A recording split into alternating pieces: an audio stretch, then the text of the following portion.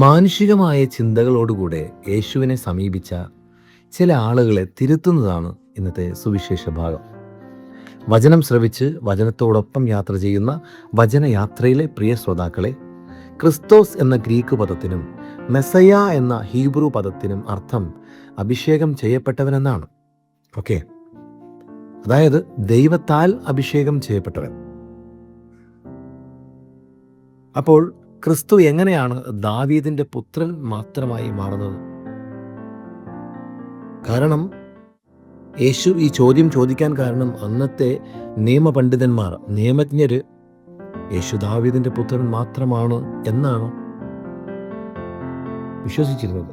അതിനപ്പുറമുള്ള ഒരു അഭിഷേകം ചെയ്യപ്പെട്ടവൻ, ദൈവത്താൽ അഭിഷേകം ചെയ്യപ്പെട്ടവൻ എന്ന ദൈവികമായ അറിവ് അവർക്ക് ലഭിച്ചിട്ടില്ല. അത് സ്വീകരിക്കാൻ അവർ മനസ്സും കാണിക്കുന്നില്ല. ഈ സാഹചര്യത്തിൽ യേശു അവരെ പഠിപ്പിക്കുകയാണ്, ക്രിസ്തു അഥവാ മിശിഹ ഒരേ സമയം അഭിഷേകം ചെയ്യപ്പെട്ടവനും ദാവീദിൻ്റെ പുത്രനുമാണ്.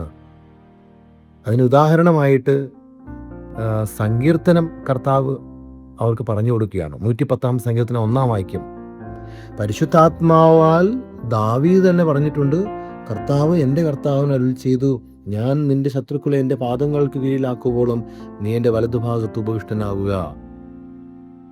കർത്താവ് എന്നത് ദൈവത്തെയും എൻ്റെ കർത്താവ് എന്നത് അഭിഷേകം ചെയ്യപ്പെട്ട ക്രിസ്തുവിനെയുമാണ് ഇവിടെ സൂചിപ്പിക്കുന്നത്.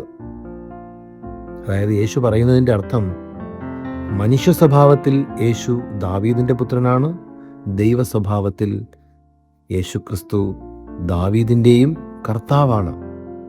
പ്രിയപ്പെട്ടവരെ, മാനുഷികമായ ചിന്തയിൽ നിന്നും യേശു നമ്മളെ ഓരോരുത്തരെയും ദൈവീകമായ ചിന്തയിലേക്ക് ക്ഷണിക്കുകയാണ്. ഈ ലോകം നമുക്ക് കാണിച്ചു തരുന്നതൊക്കെ മാനുഷികമായ ചിന്തകളാണ്. എന്നാൽ ഇവയ്ക്കപ്പുറം ഒരു ദൈവീക ചിന്തയുണ്ട് എന്ന് നാം തിരിച്ചറിയണം. അനുദിനം നാം അറിയുന്ന, കണ്ടുമുട്ടുന്ന, അനുഭവിക്കുന്ന മാനുഷികമായ ചിന്തകൾക്കും ആഗ്രഹങ്ങൾക്കുമപ്പുറം ഒരു ദൈവികമായ ചിന്തയും ആഗ്രഹവും ലക്ഷ്യവുമുണ്ട്. അവയ്ക്ക് പ്രാധാന്യം നൽകുന്നവരായി നാം മാറണം.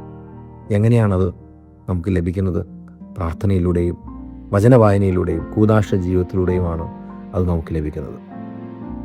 പ്രിയപ്പെട്ടവരെ, മാനുഷിക ചിന്തകൾക്കപ്പുറം ഒരു ദൈവിക ചിന്തയുണ്ട്. അതിനായിട്ട് പ്രാർത്ഥിക്കാം. ആമേൻ.